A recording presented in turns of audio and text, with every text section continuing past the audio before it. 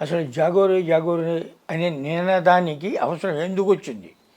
ఎందుకంటే భారతీయులు, అందులో హిందువులు వారి సనాతన ధర్మాన్ని మరచి అది వరకున్నట్టు దైవభక్తిని విసర్జించి విచ్చలవిడిగా తిరుగుతూ ఉండటం, ఈ పరిస్థితుల్లో ఇతర మతస్థులు మన మీద దాడి చేయటం, మన దేవాలయాలను నెగ్లెక్ట్ చేయబడటం, వాటి యొక్క ఆస్తులు అన్నీ కూడా దురాక్రమణకు గురి అవుతూ ఉండటం జరుగుతూ ఉంటే జాగోరి జాగోరి అని అవసరం వచ్చింది.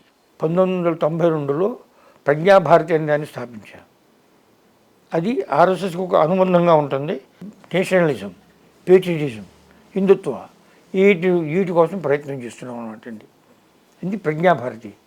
1992లో నేను సీతారామన్, నిర్మలా సీతారామన్, రామ్ మాధవ్ ముగ్గురు స్థాపించాం. అప్పటి నుంచి ఇప్పుడు నేనే ప్రెసిడెంట్, చైర్మన్, ఇప్పుడు చైర్మన్గా ఉంటున్నాను. ప్రెసిడెంట్ ఇంకొక యంగర్ ఫెలోకి అప్పచెప్పాను అనమాట అండి.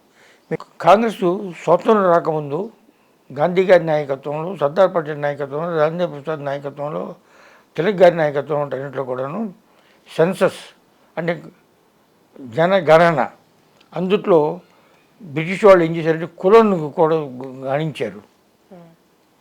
బీసీలు ఇంతమంది, ఎస్సీలు ఇంతమంది, ఇది కమ్మ వాళ్ళు ఇంతమంది, బేపల వాళ్ళు ఇంతమంది చేశారు అనమాట. పోరాడి పోరాడి కాంగ్రెస్ ఏం సాధించిందంటే ఉండటానికి వీల్లేదన్నారు, మానేశారు బ్రిటిషాడు.